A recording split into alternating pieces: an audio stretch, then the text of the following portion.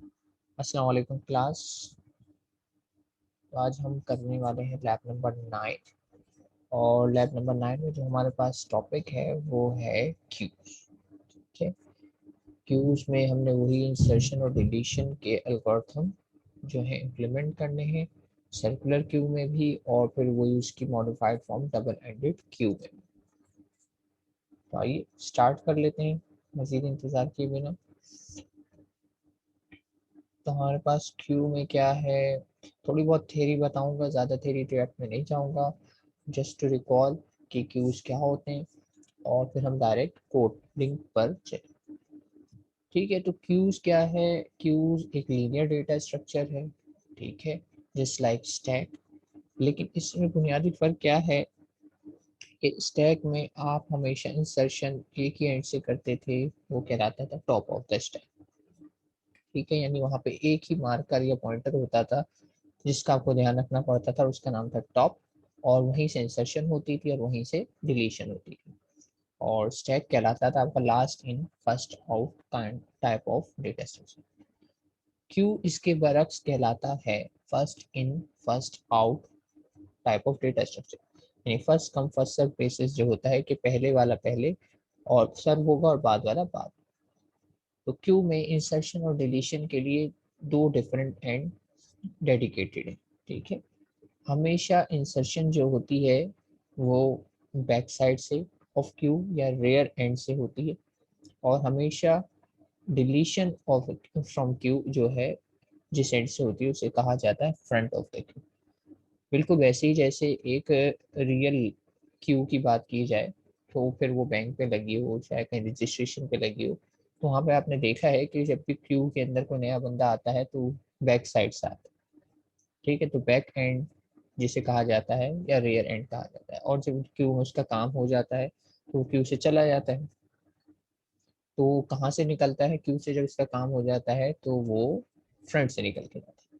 ठीक है, अभी एक्सेप्शंस की हम बात नहीं कर रहे कि बीच में किसी को कोई छोड़ के जाना हो, या बीच में कोई आके तो लग सकता नहीं है, क्योंकि उस पर तो आपको पता है कि क्यू में मौजूद लोग हंगामा करेंगे, अलाउ नहीं करेंगे, और बीच में से कोई जाना चाहे तो उसकी सिचुएशन क्या है, उसको हम फिलहाल रहने देते हैं। ठीक है, तो बिल्कुल फंडामेंटल क्यू की बात करते हैं तो फ्रंट से डिलीशन है और आपका बैक से इंसर्शन। ठीक है, यहाँ पे स्पेशल नेम्स भी दिए हुए हैं इंसर्शन और डिलीशन को, enqueue and D Q.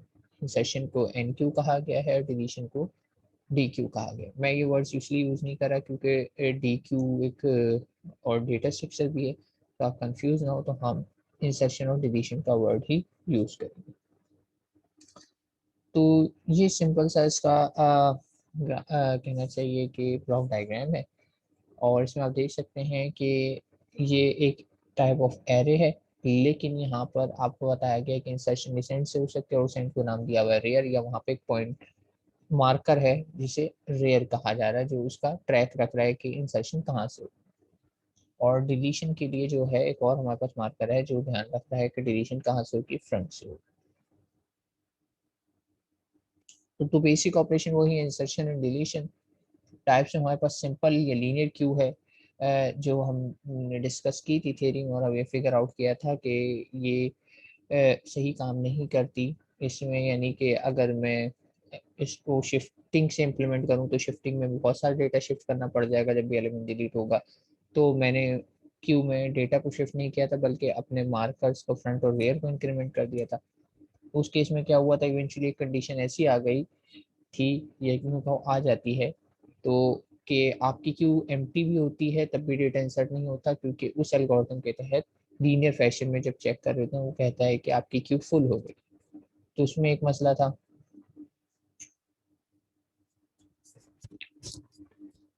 ठीक है, उसमें एक मसला था, तो उसमें मसला ये हो रहा था कि एंड में आपकी क्यू जो है ये मैसेज दे देती थी कि Q is full, further element insert नहीं हो सकते, जबकि एक्चुअली क्यू फुल नहीं होती। ठीक है, तो हमने भी उस लीनियर क्यू को ड्रॉप करते हुए उस न्यू एल्गोरिथम जनरेट किए थे कि जिसमें हमने अपनी क्यू को सर्कुलर कर लिया था। ठीक है, वो इस तरह सर्कुलर कर लिया था कि जब भी हमारे सब वही मैकेनिज्म था लीनियर का, लेकिन जब भी हम लास्ट लोकेशन पे पहुंचते थे और इंसर्ट करना होता था और लास्ट जाहिर से तो लास्ट के आगे तो जगह नहीं होती, तो हम उसको सर्कुलर फैशन में या रैप अराउंड फैशन में चेक करते थे कि अगर उसके बाद जो नेक्स्ट एलिमेंट है वो फर्स्ट एलिमेंट है, यानी लास्ट के बाद हम फर्स्ट पे चले जाते थे। अगर वहाँ वैकेंसी होती थी, प्लेस होती थी, तो हम वहाँ पे एलिमेंट को इंसर्ट करना शुरू कर देते। तो सर्कुलर क्यू में हमने सिंपली अपनी लीनियर क्यू को एक तरीके से बेंड करके रिंग में कन्वर्ट कर दिया। यानी रिंग, एक्चुअली रिंग तो कोई शेप नहीं होती है। अगर आप एक रिंग की भी बात करें, एक चेन की रिंग की बात करें, किसी भी किस्म की रिंग की बात करें जो सर्कुलर इन शेप होती है, यानी अगर मैं आपको बताऊं कि से ये एक मेरे पास एरो है, ठीक है, अगर मैं इसको बेंड कर दूं इस तरीके से,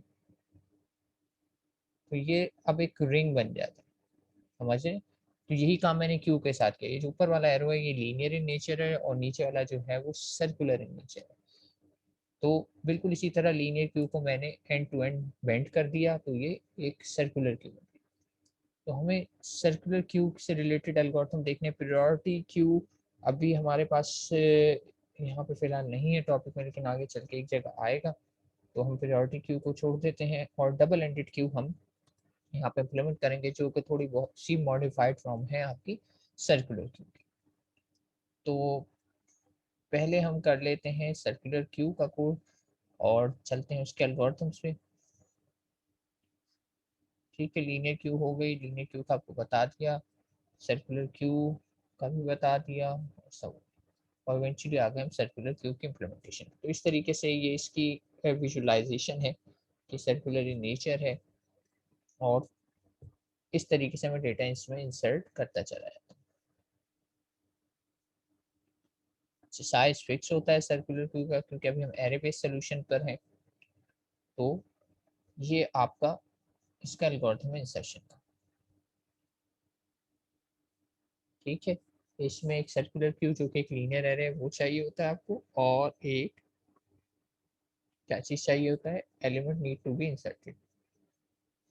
कंडीशन वही सिंपल सी थी, मुझे पहले चेक करना होता है जब भी मैं इंसर्शन कर रहा होता हूँ तो there might be a chance of overflow, या क्यू इज फुल कह लें आप, डिस्प्ले करा लें। तो आप चेक करते हैं अगर फ्रंट पी 0 है और रेयर इक्वल्स टू साइज -1 है, यानी कि कंप्लीट पहला एलिमेंट पहली लोकेशन पे है और आखिरी एलिमेंट आखिरी लोकेशन पर है, तो इसके बाद जगह नहीं बचती क्यू में, तो मैं कह देता हूँ क्यू फुल है।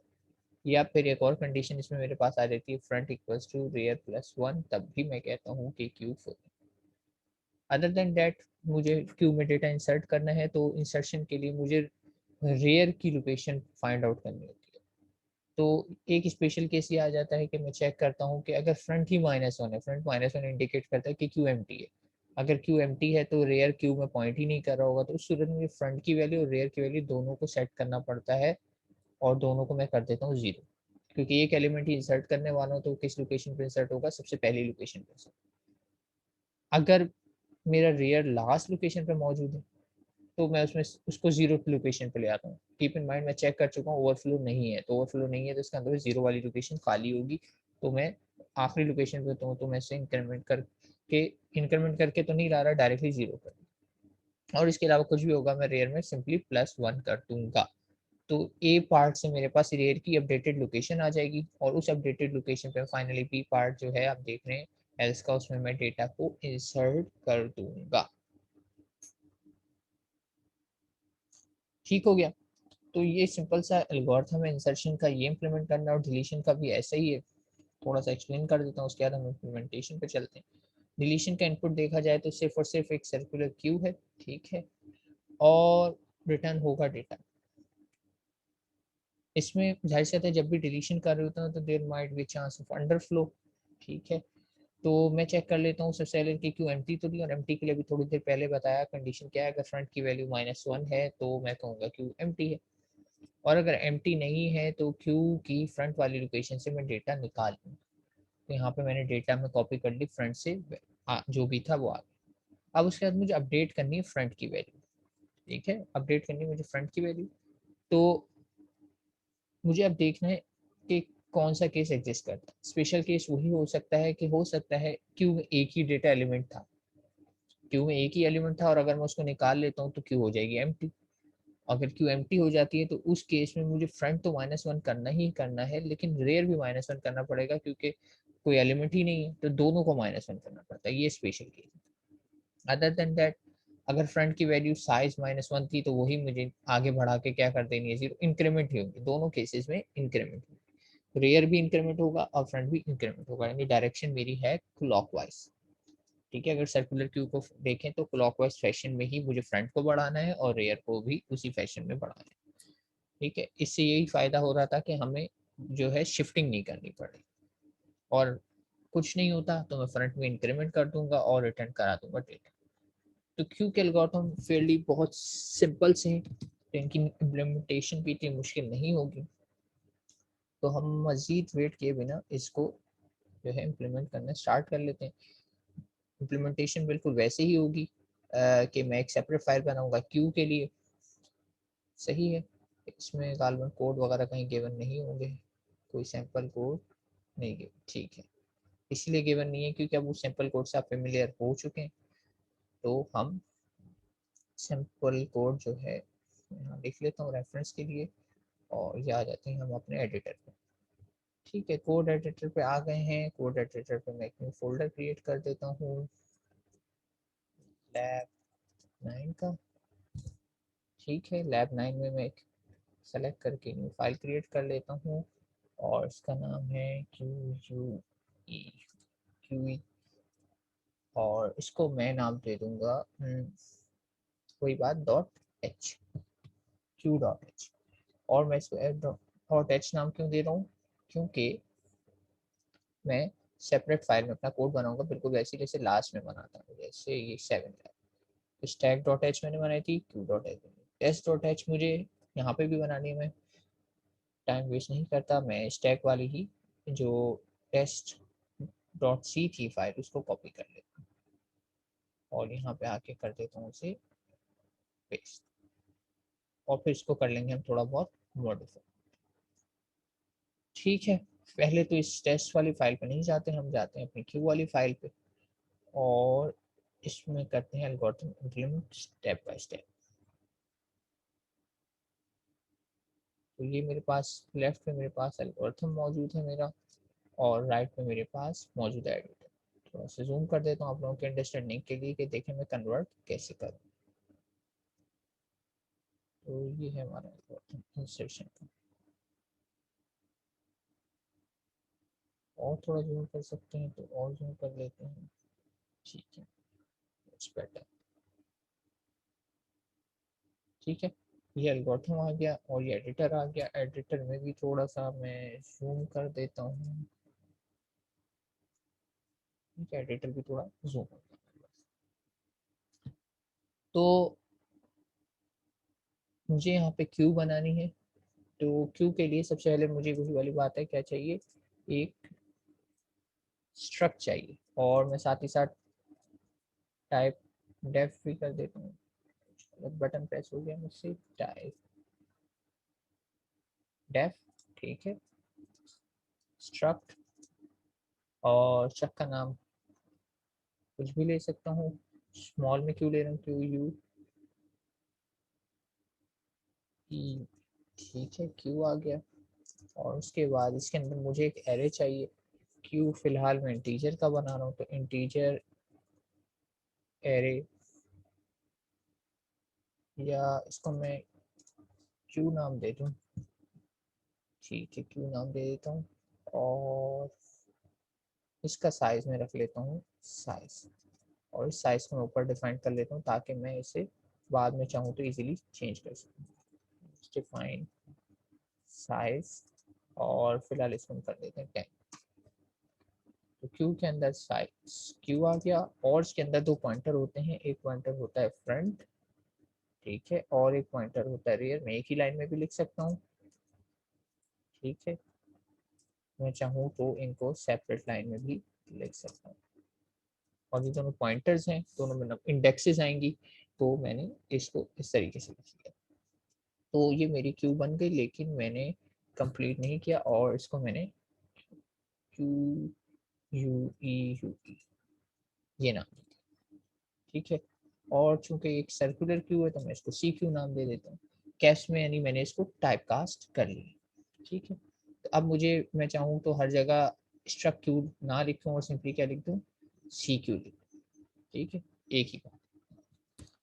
तो ये मेरा स्ट्रक्चर बन गया है। यहाँ पर आगे बढ़ते हैं एल्गोरिथम की इम्प्लीमेंटेशन। एल्गोरिथम में इंसर्ट का, इंसर्ट में चूंकि रिटर्न टाइप कुछ नहीं है, वाइड इंसर्ट।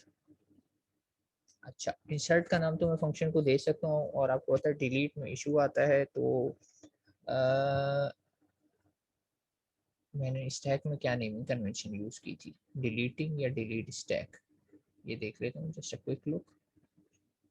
अच्छा, उसमें तो पुश और पॉप था, कोई मसला हुआ ही नहीं था। एरे में क्या यूज की थी नेमिंग कन्वेंशन, एरे की टैग थी हमारी 4 आई गेस। एरे में नेमिंग कन्वेंशन हमने यूज की थी इंसर्ट और डिलीशन। ठीक है, रीजन वही है कि delete is a reserve keyword, तो मैं उसे यूज नहीं कर सकता। तो यहाँ पर भी मुझे नेमिंग कन्वेंशन थोड़ी सी चेंज करनी पड़ेगी। तो मैं इधर कर देता हूँ इंसर्ट क्यू कर देता हूँ, सी क्यू कर देता हूँ, कुछ भी कर सकते हैं, इंसर्ट सी क्यू। कंसिस्टेंट रखने के लिए दोनों का नाम मैंने सेम कर दिया। और यहाँ पर मेरे पास जब पास होकर आएगा तो बिल्कुल वैसे ही जैसे स्टैक में मेरे पास पॉइंटर पास होकर आता था, तो यहाँ पर भी मेरे पास एक पॉइंटर ही पास होकर आएगा। और पॉइंटर किस टाइप का होगा, पॉइंटर होगा मेरे पास सी क्यू टाइप का, सी क्यू टाइप का पॉइंटर आएगा। इसका नाम कुछ भी हो सकता है, मैं इसको नाम दे देता हूँ से पॉइंटर पी क्यू नाम दे देता हूँ, पी टी आर क्यू। ठीक है, पॉइंटर क्यू। और दूसरी चीज मेरे पास डेटा आएगा जो कि होगा इंटीजर टाइप। यहाँ पे डेटा का वर्ड यूज हुआ है, तो मैं यहाँ पे भी डेटा का वर्ड यूज कर। ठीक है, फंक्शन का मैंने डिक्लेरेशन लिख ली, इंसर्ट क्यू, और दूसरा फंक्शन होगा मेरे पास, उसमें रिटर्न होगा इंटीजर, तो इंटीजर, और वो है DELETE डिलीट सी क्यू। और इसमें सिर्फ और सिर्फ इनपुट मेरे पास क्या आएगा, एक क्यू आएगा, तो सी क्यू टाइप का मेरे पास इधर भी PTR, और मैंने इसको क्यू नाम दिया, पॉइंटर टू क्यू। और ये हो गया डिलीशन फंक्शन की डेक्लेरेशन। एक एक करके इम्प्लीमेंट कर लेते हैं। तो सिंपल एल्गोरिथम में मेरे पास क्या है, इफ के अंदर मैंने कंडीशन चेक करी। अच्छा, अब मैंने फ्रंट को चेक करना है, सिर्फ चेंजेस क्या होंगी, मुझे ध्यान रखना है कि फ्रंट इधर तो एल्गोरिथम में डायरेक्टली फ्रंट लिखा हुआ है। मेरा फ्रंट कहाँ है, मेरा फ्रंट सी क्यू की फ्रंट वाली फील्ड में मौजूद है। मेरा फ्रंट कहाँ है, सी क्यू की फ्रंट वाली फील्ड में मौजूद है। यानी अगर मैं इस एल्गोरिथम के अंदर फ्रंट को एक्सेस करना चाहूंगा तो उसका तरीका क्या होगा, मेरे पॉइंटर का नाम है, मैं कमेंट भी कर देता हूँ साथ साथ, PTRQ। ठीक है, और फिर एरो नोटेशन यूज करूंगा, और फिर उसके बाद देखूंगा फ्रंट, तो इसका मतलब फ्रंट। सिमिलरली जब मैं रियर को एक्सेस करना चाहूंगा तो मैं लिखूंगा रियर। सिमिलरली जब मैं क्यू को इंसर्ट करना चाहूंगा तो मैं लिखूंगा क्यू। ठीक है, तो इस तरीके से मुझे इसको एक्सेस करना है। मैं इसको भी नेमिंग को कंसिस्टेंट रखता हूँ, इसको नाम क्या दे देता हूँ, सी क्यू दे देता हूँ। ठीक है, सर्कुलर है तो मैंने इसको नाम सी क्यू दे दिया, ये छोड़े रहने देते, क्यू ही काफी है बस। आपको पता है कि क्यू सर्कुलर नेचर है, क्योंकि मैंने इसकी डेटा टाइप सर्कुलर की हुई है। खाम खाई ज़्यादा लिखेंगे तो हमें बार बार पढ़ने में फम्बलिंग होगी, सी क्यू कहता है। यहाँ पे वैसे मैंने सी क्यू का ही वर्ड यूज़ किया है, तो जाने देते हैं इसको, हम सी क्यू ही कर देते हैं। जो नेमिंग कन्वेंशन एल्गोरिथम में मैं वही यूज़ करूँ। अच्छा, ये मैंने आप लोगों की रेफरेंस के लिए लिख दिया कि जब भी मुझे एक्सेस करना होगा फ्रंट तो मैं इस तरीके से करूँगा, रेयर एक्सेस करना होगा तो इस तरीके से करूँगा, और सी क्यू एक्सेस करना होगा।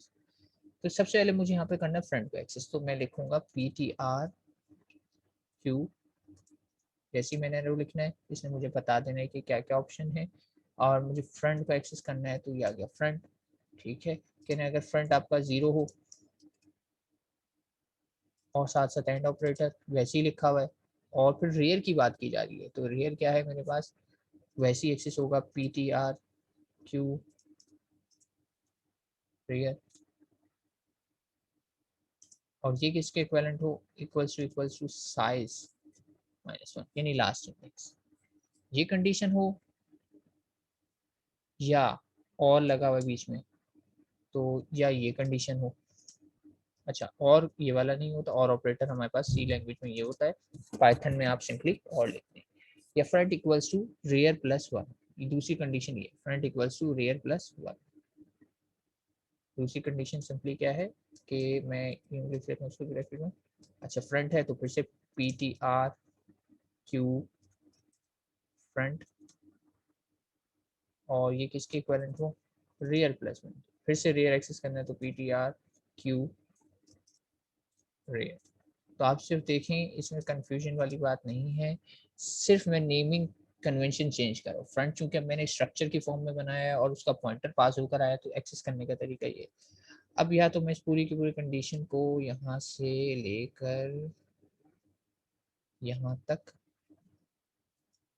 ब्रैकेट कर दूँ, ठीक है, और इसको फिर पढ़ूंगा कैसे, इसको पढ़ूंगा कैसे, इस कंडीशन को पहले चेक करना है भाई ये वाली बात ये हो जाए या बीच में और है ये हो जाए। दोनों सूरतों में मुझे क्या मैसेज देना है, दोनों सूरतों में मुझे प्रिंटफ देना है कि भाई ओवरफ्लो हो गया है, प्रिंटफ कि क्यू इज फुल या ओवरफ्लो, पूरा लिख देते हैं क्यू ओवरफ्लो, ठीक है, ये मैसेज देना और चेंज करते हैं। तो दोनों सूरतों में मुझे यही मैसेज देना है कि क्यू है मेरी ओवरफ्लो हो गई। अच्छा, इफ यू रिकॉल मैंने आपको थ्योरी सेशन में एक बात बताई थी कि इन दोनों लाइंस को मैं आसान करके भी लिख सकता हूँ इस कंडीशन को। इस कंडीशन को आसान करके कैसे लिखा जा सकता है कि मैं चाहूँ तो ये पूरी की पूरी कंडीशन को लिखूँ ही ना। ये स्पेशल केस है, ये वाला केस है कि जब मैं लास्ट लोकेशन पे पहुंच जाऊँ, ठीक है, यानी मेरा रेयर लास्ट पर है और फ्रंट पे मेरा जीरो है, ठीक है, ये वो वाला केस है कि मैं आपको अगर इसमें मैनुअल में दिखाऊं, एक एग्जांपल से समझा देता हूँ। क्यों बनी हुई थी यहाँ पर एक, मतलब ये वाली सिचुएशन है कि यहाँ पे मेरे पास और डेटा भी इंसर्ट कर देता हूँ, इधर वन वन इंसर्ट कर देता हूँ, इधर वन टू इंसर्ट कर देता हूँ, और इधर 16 इंसर्ट कर देता हूँ। अब अगर मेरे ये तीन मजीद डेटा एलिमेंट्स आ जाते हैं तो रेयर जो है मेरा यहाँ नहीं पॉइंट करेगा बल्कि यहाँ पॉइंट करने लग जाएगा, यानी साइज -1 वाली लोकेशन पे रेयर मेरा साइज माइनस वाली तो -1 वाली लोकेशन पे पॉइंट कर।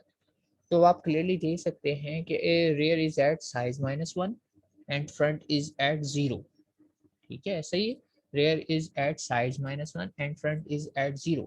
तो अब अगर मैं मजीद इंसर्ट करने की कोशिश करूंगा तो आगे जगह नहीं है क्योंकि 0 पे फ्रंट मौजूद है, तो उस सूरत में भी मैं मैसेज दे देता हूँ ओवरफ्लो का। तो ये है स्पेशल केस, मुझे दोनों कंडीशन को स्पेसिफिकली चेक करना पड़ता है कि फ्रंट मेरा 0 पे हो और रेयर मेरा साइज -1 पे, लेकिन ये काम मैं डायरेक्टली एक सिंपल सी इंस्ट्रक्शन से कर सकता हूँ, और वो ये है कि अगर मैं सिंपली ये चेक कर लूँ कि फ्रंट यानी कि फ्रंट इक्वल्स टू रेयर +1 करके अगर मैं उसके आगे लगा देता हूँ मॉड साइज, अगर मैं ये कंडीशन देख दूँ तो फिर ये वाली कंडीशन इसमें ऑटोमेटिकली कवर हो जाती है। कैसे कवर हो जाती है आप चेक करें, फ्रंट की वैल्यू इस वक्त अगर मैं इंसर्ट करता हूँ 0 और रेयर की वैल्यू इस वक्त क्या है मेरी साइज माइनस क्या है, साइज -1, यानी जो भी यहाँ पे नंबर मैं लिख देता हूँ 7, ठीक है, और साइज मेरा क्या है, टोटल मेरे पास एलिमेंट कितने हैं मौजूद है मेरे पास 8, साइज है 8 लेकिन उसमें इंडेक्सेस फ्रॉम 0 to 7। तो अगर इस एक्सप्रेशन को मैं सिंप्लीफाई करता हूँ तो इसका रिजल्ट भी आता है 0। तो ये कंडीशन वैसे ही फुलफिल हो गई कि अगर ये दोनों जो हैं लेफ्ट हैंड साइड और राइट हैंड साइड 0 के इक्विवेलेंट आ जाती हैं तो मैं कह दूंगा ओवरफ्लो। तो इन दोनों कंडीशंस को जो है मैंने एक्सपेंड करके लिखा हुआ है इस तरीके से, लेकिन मैं चाहूँ तो इसको आसानी से भी लिख सकता हूँ अगर मैं उसके आगे मॉड साइज लिख दूँ तो इस एल्गोरिथम को हम सिंप्लीफाई कर लेते हैं। और इसको लिख देते हैं हम मॉड फैक्टर के साथ। ठीक है, तो देखिए, तो मैंने आपको दिखा दिया, आप ट्राई कर सकते हैं, दोनों एल्गोरिथम वैसे ही काम करेंगे। तो ये आ गया आपका ये वाला एल्गोरिथम और ये आ गया आपका। तो मैं क्या कर रहा हूँ, इस पूरी लाइन को में से मैंने ये वाली कंडीशन हटा दी, क्योंकि ये केस भी मैं चाह रहा हूँ कि ये ऑटोमेटिकली इसमें ही कवर हो जाए। और इसमें कवर करने का तरीका सिंपली बस ये है कि मुझे इसके आगे लिखना है, इसको कम्प्लीटली ब्रैकेट करना पड़ेगा, क्योंकि प्रेसिडेंस का इशू आ जाएगा अगर मैंने ब्रैकेट नहीं किया। तो पहले तो ये +1 करेगा रेयर में, और फिर उसका मॉड साइज करेगा।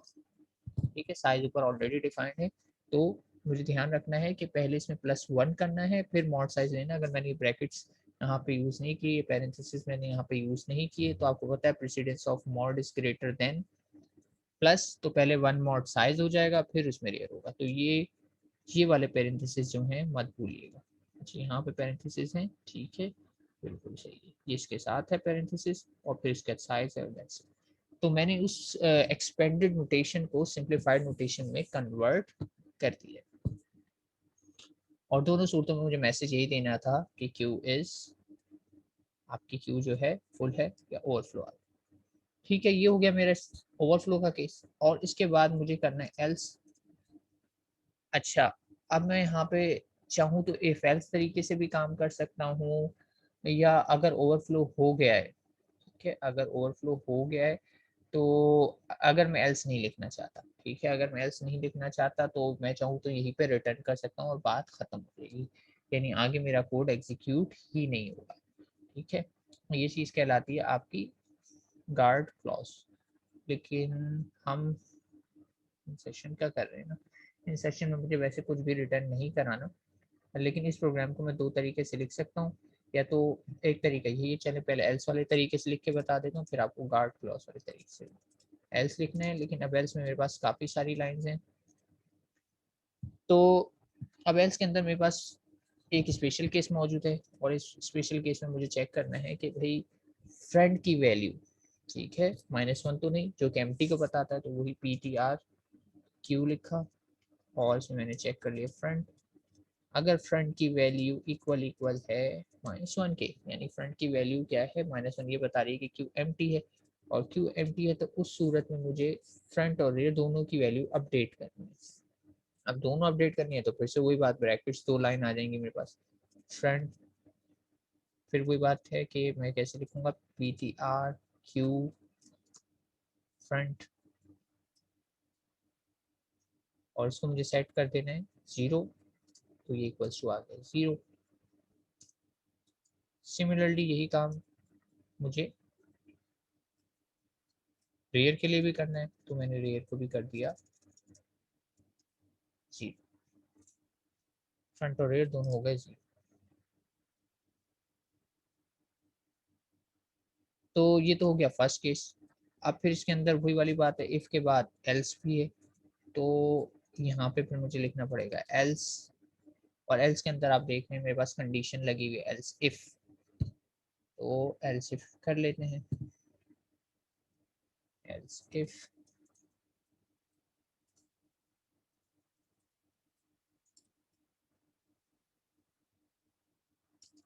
होता है एल्स इफ में, ठीक है।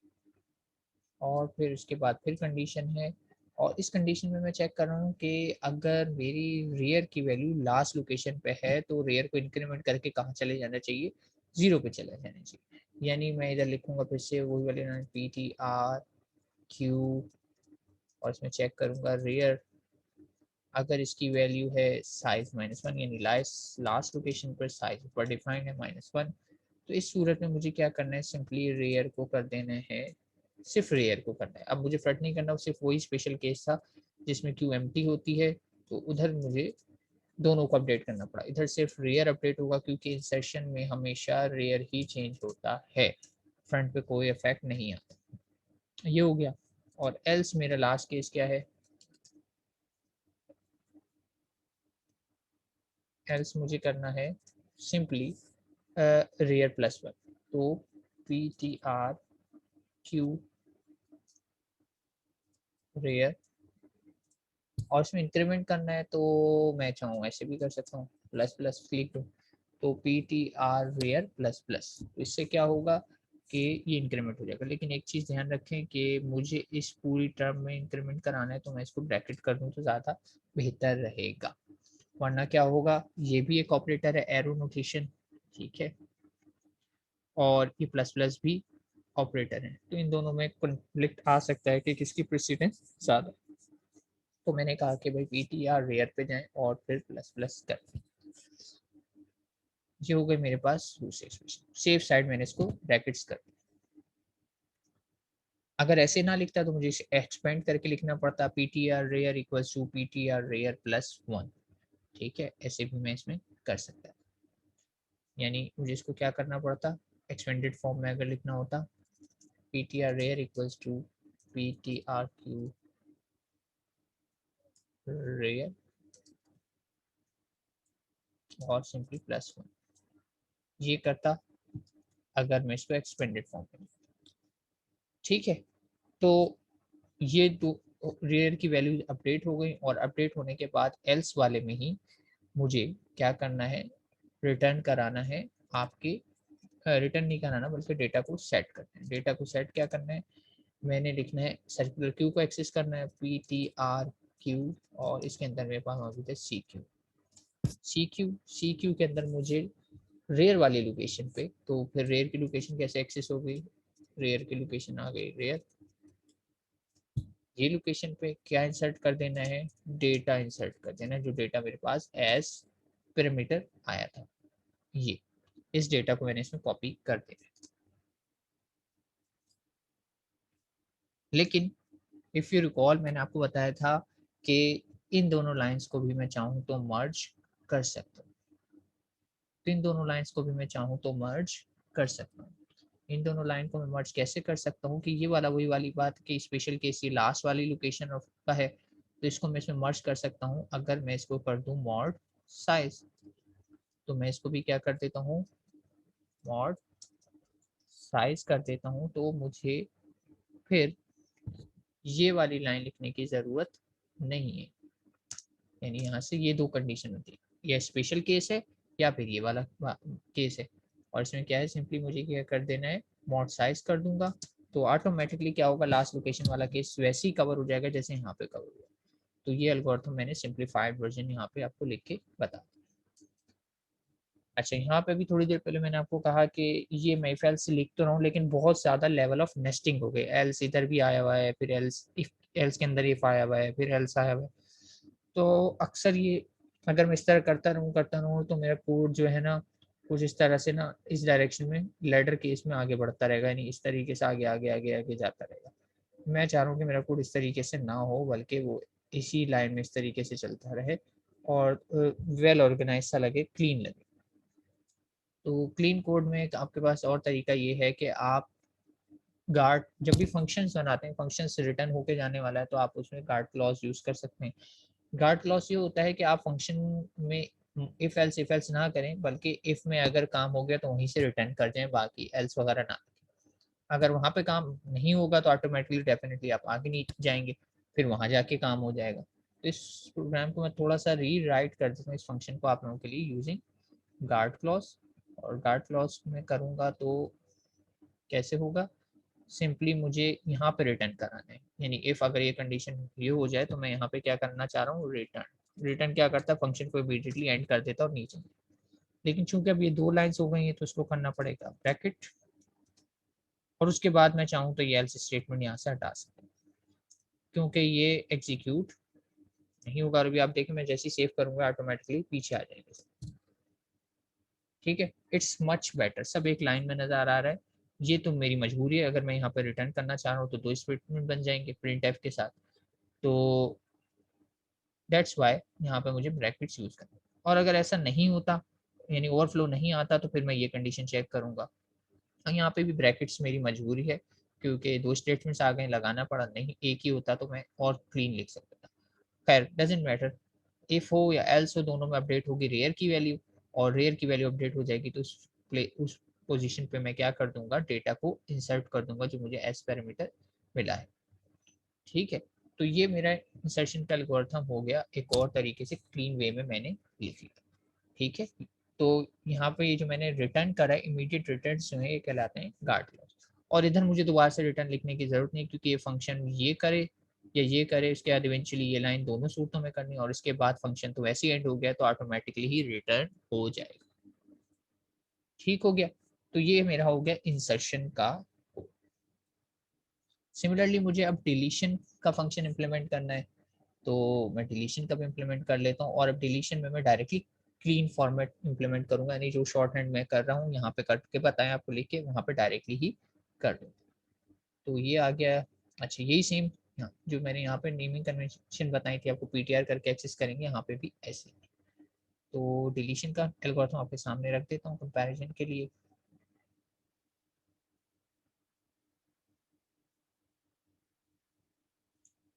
डिलीशन का एल्गोरिथम ये, ठीक है। अच्छा, यहाँ पे मैंने देखिए क्लियरली लिखा है display Q is empty and return, तो यहाँ पे ये इंप्लीमेंट गार्ड क्लॉज से ही हो जाएगा।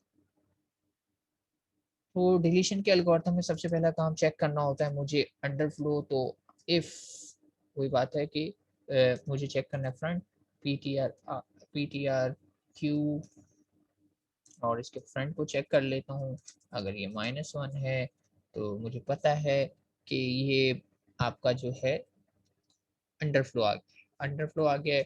तो अब मैं डिस्प्ले भी करा सकता हूँ। और अच्छा, यहाँ पे मुझे कुछ ना कुछ रिटर्न जरूर कराना है, क्योंकि ये फंक्शन एक्सपेक्ट कर रहा है कि मैं से कुछ ना कुछ रिटर्न करूँ।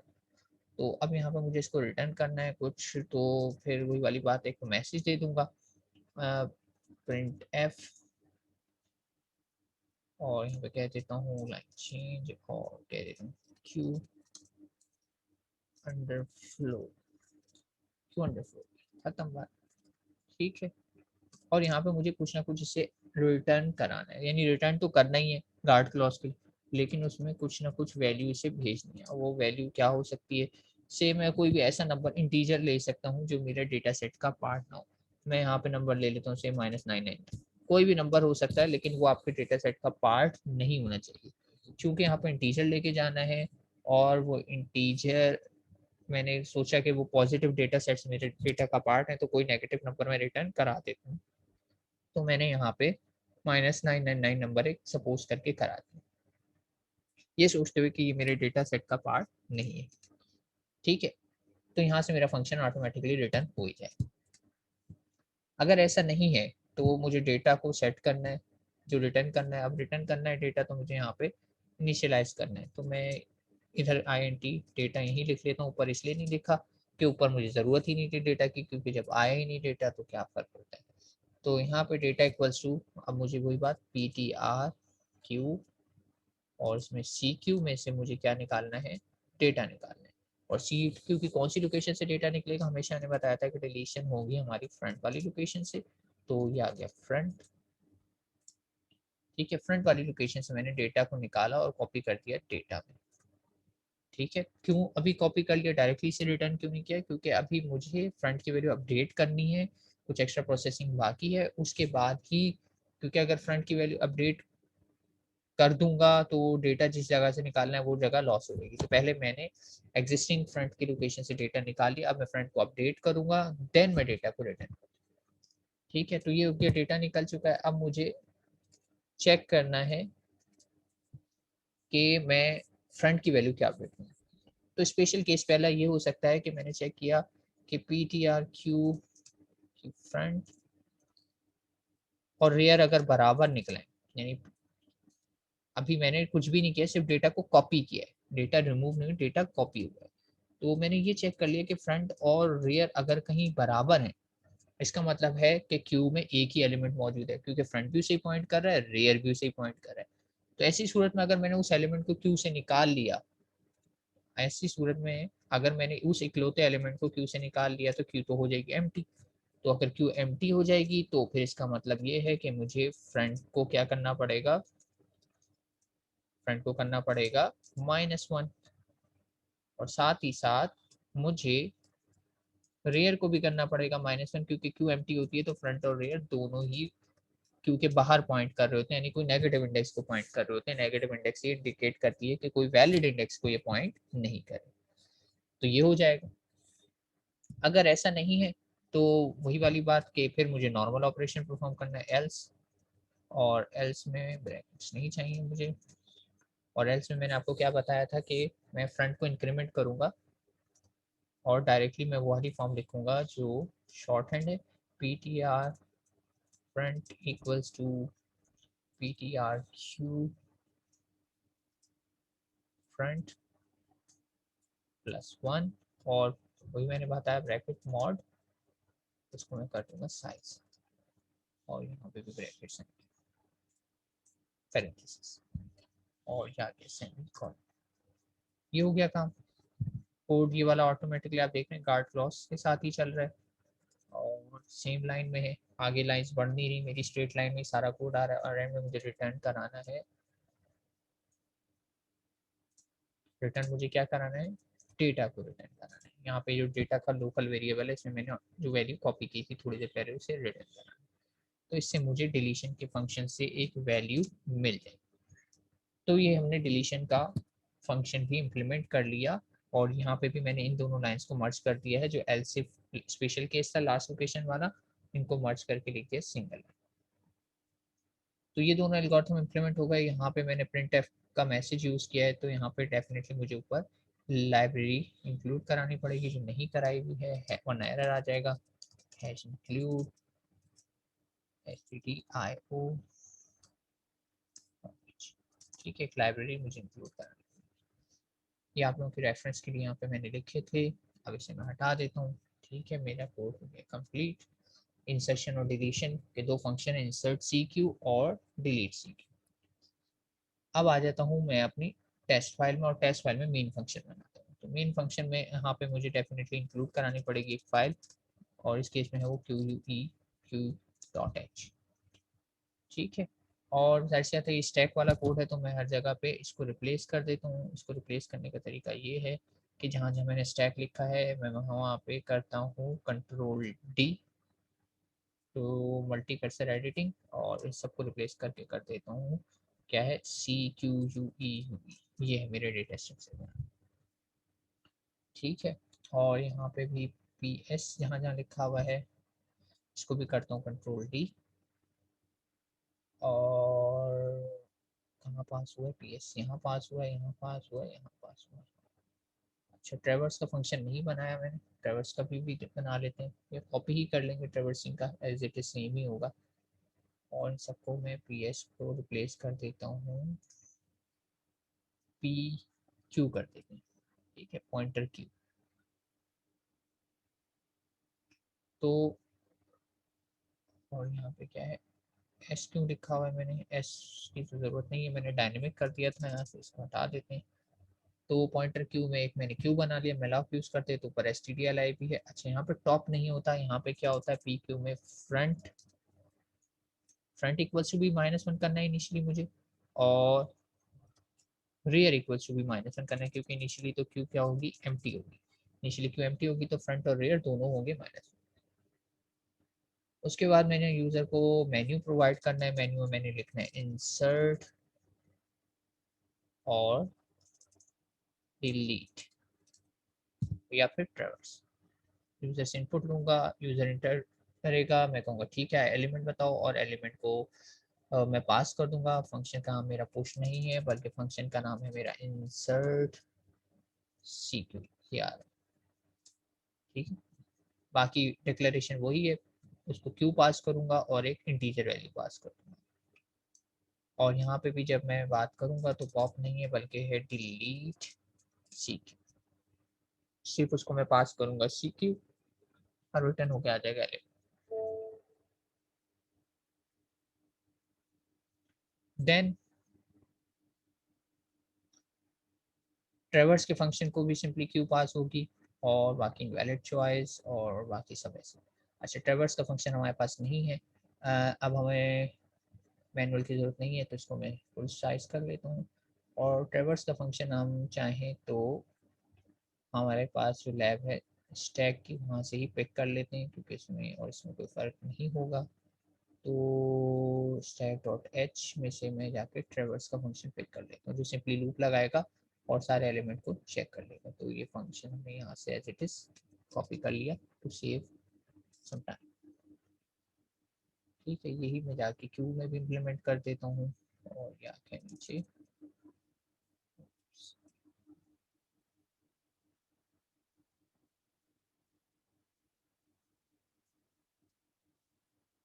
से नीचे नहीं जा रहा है यहाँ से, तो पूरा एक्सपेंड कर लेता हूँ और यहाँ के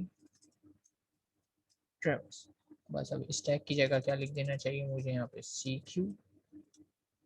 ठीक है, और ये देखिए बिल्कुल वैसे यहाँ पे भी पॉइंटर आ रहे थे, यहाँ पे भी पॉइंटर आए।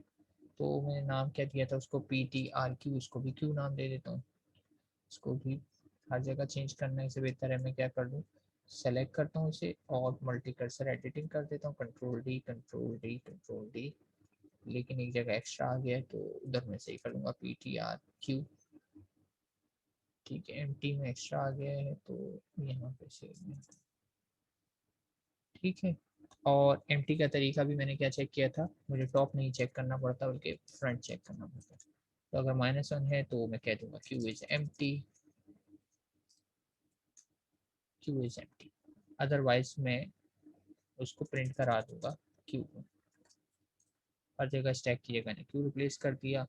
और मैं कहाँ तक कराऊंगा, जाहिर सी बात है क्यू में कितने एलिमेंट होते हैं, स्टार्टिंग फ्रॉम फ्रंट। फ्रंट की लोकेशन कहीं पे भी हो सकती है और वहां से मैं इसको रियर पे लेके जाना चाह रहा हूँ।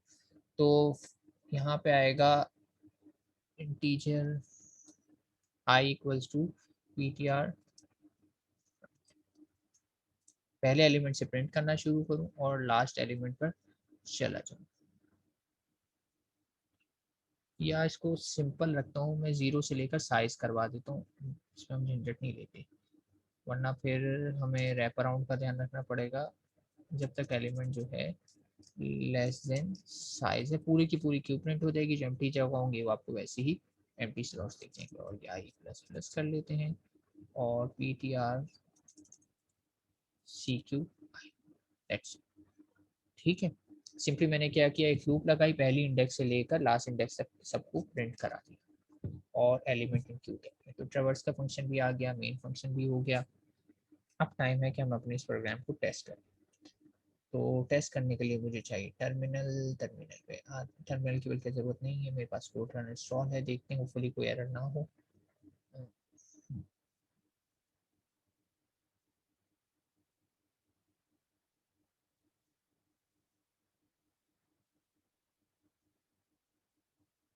एरर है जो मुझे दिखाई नहीं दे रहे हैं, टर्मिनल ब्लैंक क्यों है।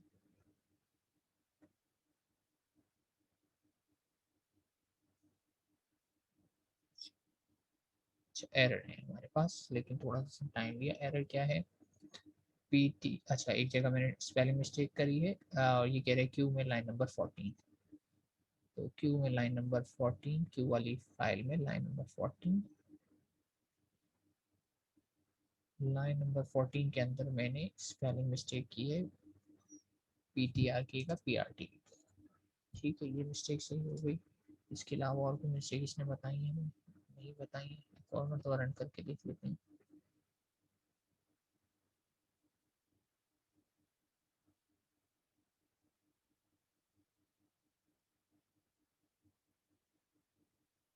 एक्सी फाइल तो बन गई है, रन क्यों नहीं हुई है।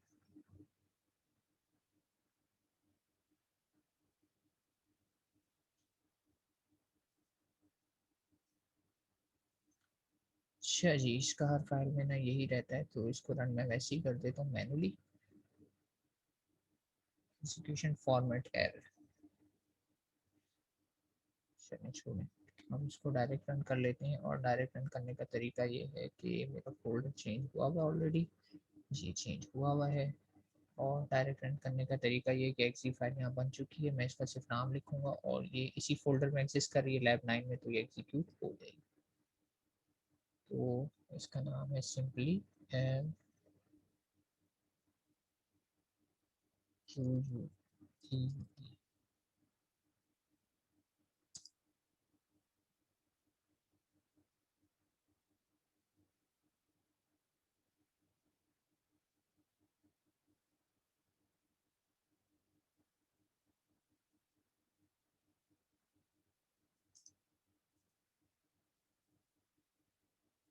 डॉट एक्सी भी लिख के देख लेते हैं। अच्छा एक सेकंड, अपने एडिटर को रीस्टार्ट कर लेता हूँ, बाद में इशू सिर्फ इसी काम का ही के होते हैं। और ये तकरीबन हमारे पास पिछली हर लैब से आ जाते हैं और लैब के बाद रिजॉल्व हो जाते हैं।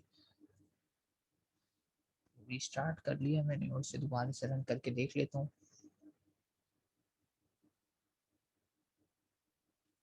कुछ टाइम देते हैं रेडी होने के लिए।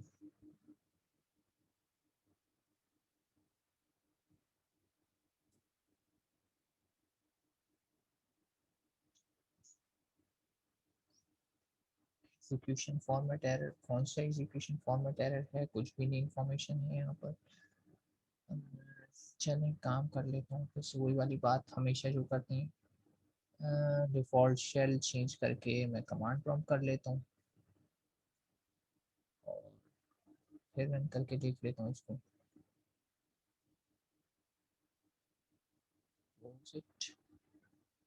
न्यू टर्मिनल ओपन करते हैं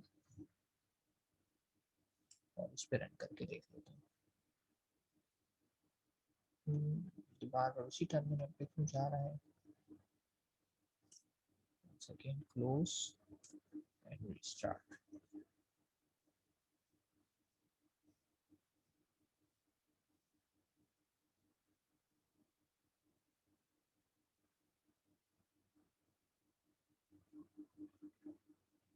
अच्छा इशू मेरे ख्याल से ये है कि मैंने क्यू डॉट एच सेलेक्ट की हुई है ना, इसलिए यहाँ पे क्रैश हो रहा है। अब टेस्ट को सेलेक्ट करके रन करता हूँ।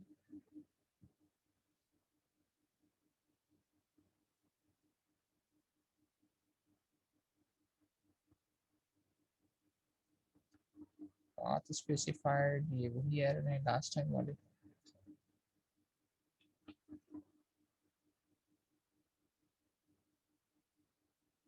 टेस्ट में हालांकि हमने क्यू डॉट एच इंक्लूड करवा दी है, तो क्यू डॉट एच इंक्लूड। अच्छा ठीक है, इसको करते हैं डिलीट, ये फाइल नहीं बननी चाहिए। हमारी बनेगी फाइल टेस्ट, टेस्ट की बनेगी। ऐसे ये बात में हमारी टेस्ट डॉट एक्सी बनेगी। सही है। तो एरर क्या रहा है? जी सी सी टेस्ट डॉट सी ओ टेस्ट।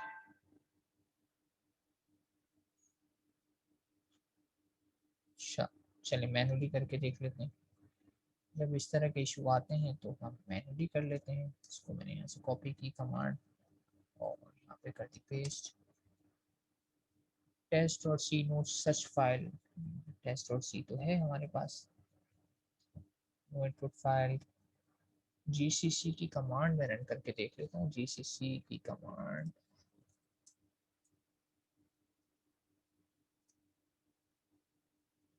सही है, जीसीसी ओके। तो फिर मसला,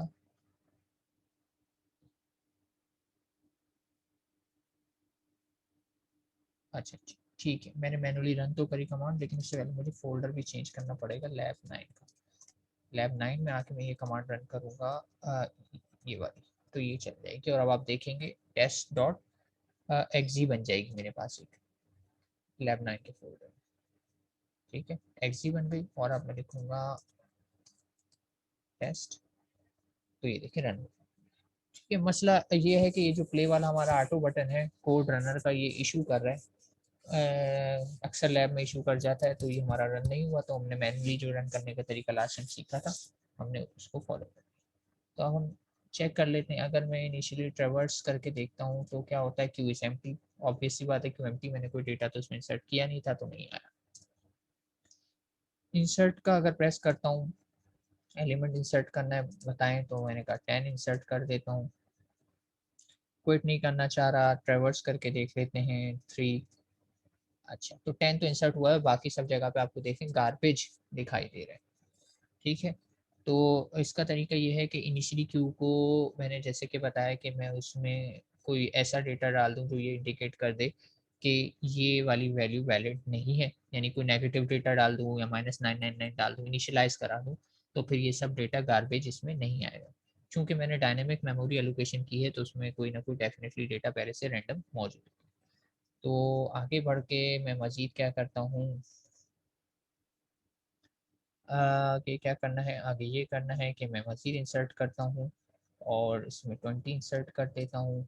ठीक है, मज़ीद इंसर्ट करता हूँ और 30 इंसर्ट कर देता हूँ।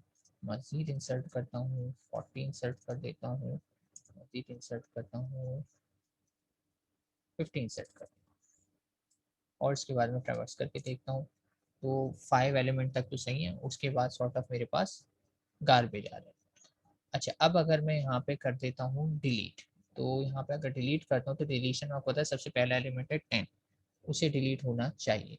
तो डिलीट होकर आ जाएगा और उसके बाद मैं ट्रैवर्स करके चेक करता हूँ, देखें एलिमेंट 10 हैज़ बीन डिलीटेड, और उसके बाद मैं ट्रैवर्स करता हूँ तो देखते हैं क्या होता है। तो आप देखें कि उस जगह पे वो -9999 वाली वैल्यू होगी 10 की प्लेस पे जो मैंने रिटर्न कराई थी। यहाँ पे क्यों प्लेस नहीं है, मैंने कुछ यहाँ पे मिस किया है। अच्छा, मैंने क्यू में अपडेट शायद नहीं किया है कोड में, बस रिटर्न करा दी है वैल्यू। यहाँ से क्यू में से डिलीशन वाला क्यू का कोड, ठीक है। डेटा को मैंने डिलीट तो कर दिया लेकिन फ्रंट और रियर की वजह से, अच्छा ठीक है, वो क्यू पूरी डिस्प्ले करा रहा है लेकिन क्यू में मैंने कहीं पे भी रिप्लेसमेंट नहीं करी, 999 को बस डायरेक्टली रिटर्न करा दिया था डिलीट में। ये -999 सिर्फ रिटर्न हुआ है। क्यू में अपडेट करना चाहूँ तो इसको क्यू में भी डाल सकता हूँ लेकिन कोई ज़रूरत नहीं है। मैं सिर्फ अपने ट्रेवर्स के फंक्शन को मॉडिफाई कर लेता हूँ कि वो हमेशा मुझे डेटा देगा फ्रंट से रियर तक। और वो कैसे देगा, PTR क्यू, प्रोग्राम को मैं टर्मिनेट कर देता हूँ यहाँ पर क्यू करके, और फिर दोबारा रन करेंगे।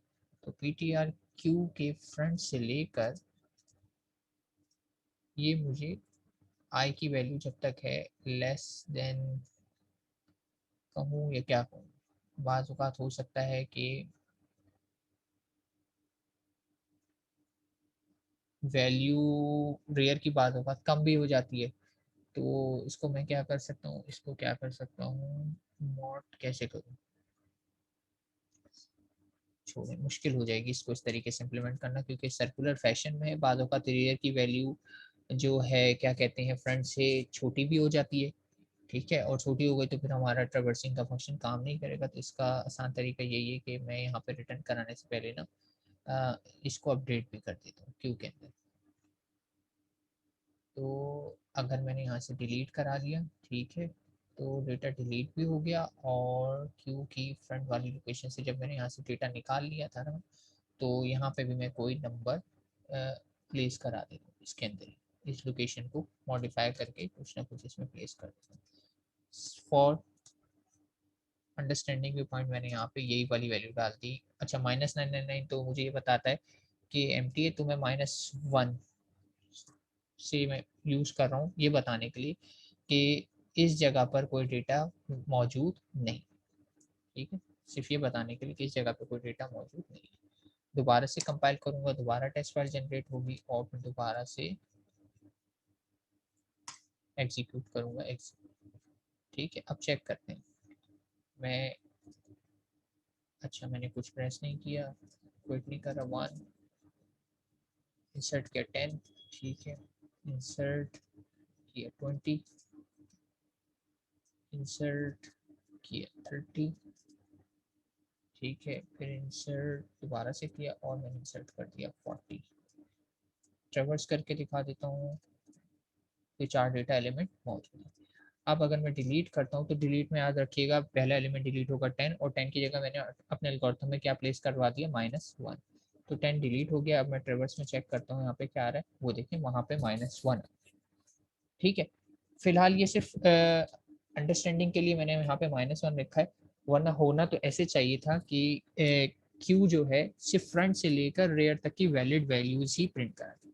और इस केस के लिए मैं करा सकता हूँ, कोई इशू नहीं है, मैं अभी चेंज करके आपको ये बात दिखा सकता हूँ। लेकिन होगा क्या, जब ये सर्कुलर फैशन में ऐसा होगा कि फ्रंट बढ़ते बढ़ते लास्ट लोकेशन पे पहुंच चुका होगा और रेयर कहीं यहाँ पर होगा शुरू की लोकेशन से, तो फिर प्रॉब्लम आ सकती है इस एल्गोरिथम में।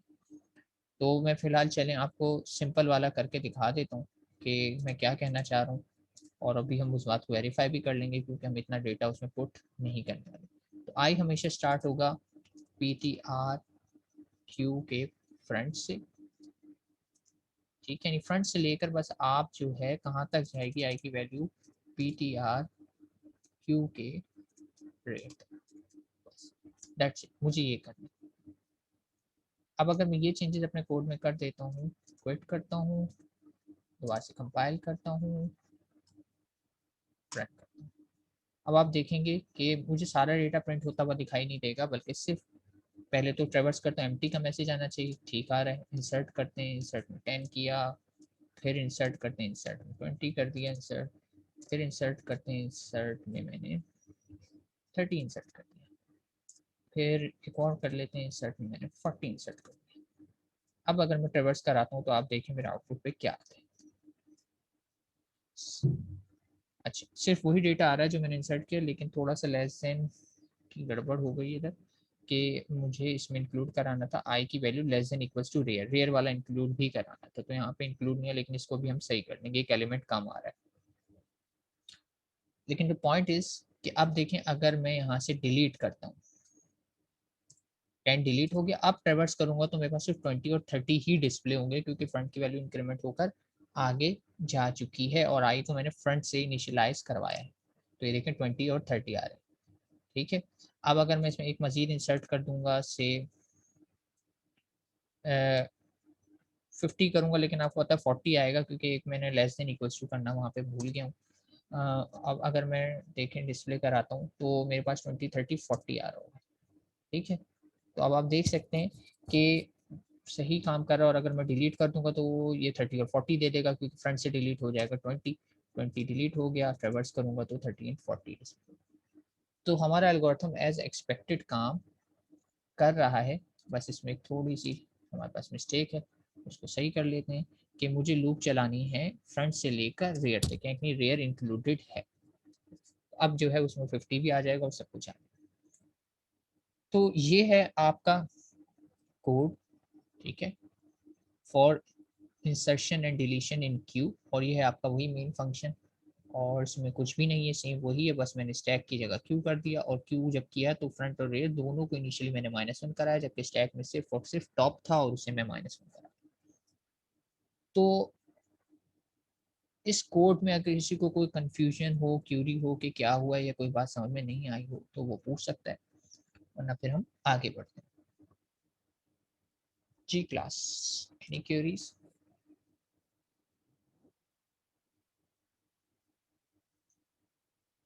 अच्छा, जैसे कि मैंने बताया कि इशू इसमें विजुअल स्टूडियो कोड का नहीं है, इशू इसमें ये जो हमने एक्सटेंशन इंस्टॉल की हुई है कोड रनर, ये सी से डेडिकेटेड एक एक्सटेंशन है, ठीक है। और मेरा काम ऐसा है कि मैं लैंग्वेजेस बदलता रहता हूँ, कभी पाइथन पे काम कर रहा हूँ, कभी जावास्क्रिप्ट पे काम कर रहा हूँ। तो होता क्या है कि इसकी कुछ सेटिंग जो है या इसका मूड बिगड़ जाता है सिंपल जुबान में, विदाउट एनी रीजंस, तो ये कभी कभी काम करना बंद कर देता है, वरना मुझे सी इसके अलावा किसी और लैंग्वेज में कभी कोई प्रॉब्लम नहीं है। तो इसीलिए हमने एक मैनुअल तरीका भी देख लिया था कि हम मैनुअली भी कंपाइल और एग्जीक्यूट कर सकते हैं, जो कि आना चाहिए अगर आप लिनक्स इन्वायरमेंट में काम कर रहे हैं या अदर इन्वायरमेंट, तो आपको इसी तरीके से जैसे मैनुअली मैंने कंपाइल एंड एग्जीक्यूट करके बताया, ऐसे ही आप करते हैं, ठीक है। तो कोई इशू नहीं है, हमारी एक एक्सटेंशन थोड़ी सी बगी है, लेकिन हमारा एडिटर पूरा पूरा बेकार नहीं, हम एडिटर को यूज़ कर सकते हैं, ठीक है, जैसे हमने यूज़ कर लिया। और अब कमाल की बात यह है कि जब लैब एंड हो जाती है, मैं इसको रिस्टार्ट करके चलाता हूँ, तो ये एक्सटेंशन भी सही काम करने लग जाती है, या देखें अभी शायद मैं चलाता हूँ सही सही काम करने भी लग जाए। अच्छा, पाथ मैंने सही नहीं किया हुआ तो इसलिए काम सही नहीं कर रहा, तो मैं cd ... अब इसको रन करके देखता हूँ, नहीं अभी भी सही काम नहीं कर रहा। एनीवेज, तो इसमें किसी को कोई क्यूरी क्लास कोड एग्जांपल में? चलिए, उम्मीद करता हूँ कोई क्यूरी ना हो, बहुत सिंपल सा एंड स्ट्रेट फॉरवर्ड कोड था, ज़्यादा डिफिकल्ट नहीं था। तो हम वापस चलते हैं अपने मैनुअल की तरफ और देखते हैं कि उसमें हमारे पास मज़ीद क्या है। तो मैनुअल में हमारे पास मज़ीद क्या है,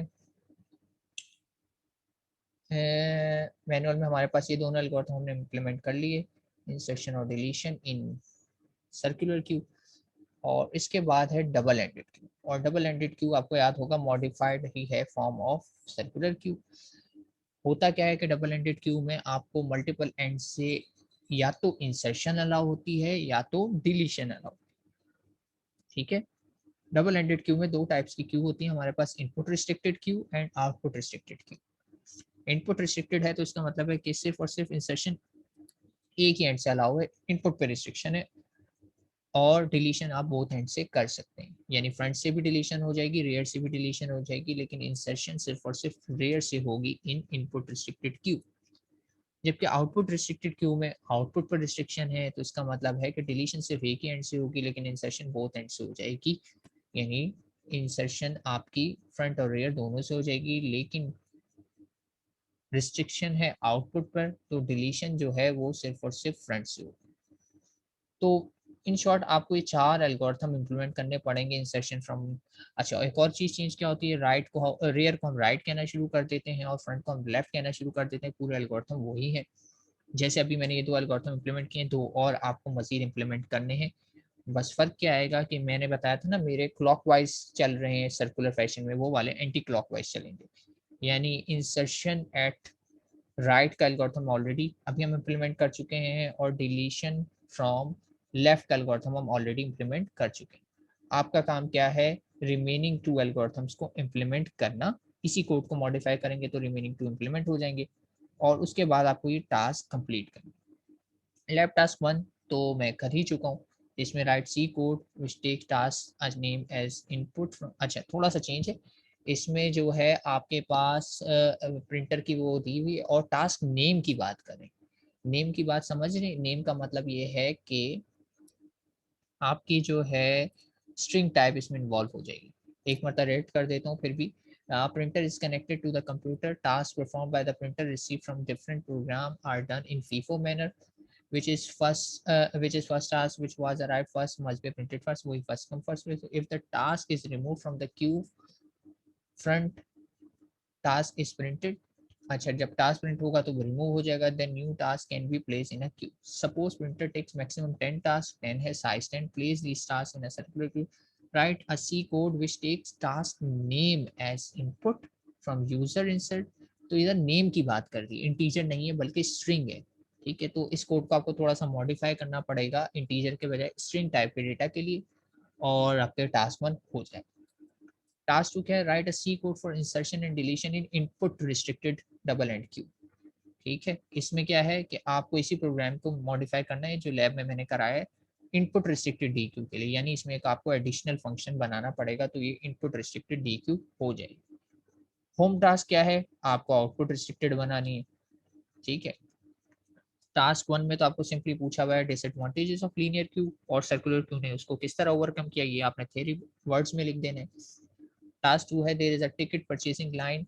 अच्छा देखो, अब ये एक रियल सिनेरियो है, ticket purchasing line. In this line people are standing in queue for purchasing ticket, but sometimes it's happened that somebody who already have purchased the ticket and suddenly they came back to ask something in front of the queue। ठीक है, ये perfectly valid scenario है कि आप line में लगे रहे, आपने टिकट लिया, आप लाइन छोड़ के चले गए, लेकिन क्या हुआ, हो सकता है आप कुछ कैश वापस लेना भूल गए, होता है ना, ऐसे आपने रजिस्ट्रेशन कराई, अपने रिसिप्ट लेना भूल गए, तो आप वापस से लाइन में दोबारा से पीछे से नहीं आते बल्कि एकदम से आप आगे से आ जाते हैं और कोई एतराज भी नहीं करता।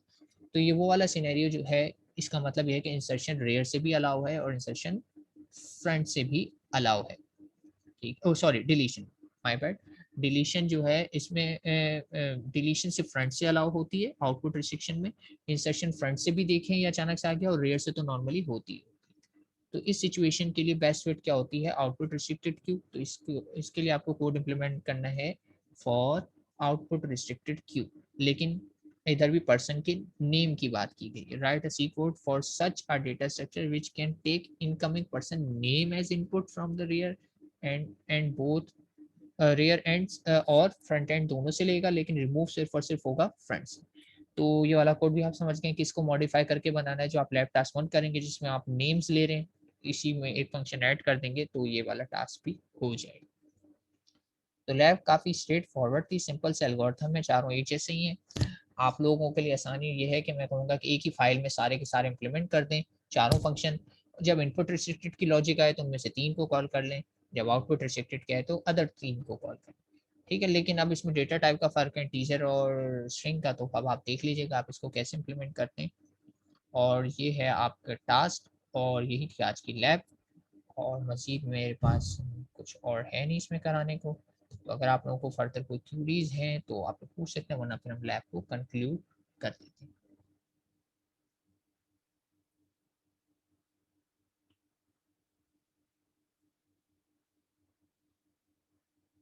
जी क्लास, शैल आई कंक्लूड?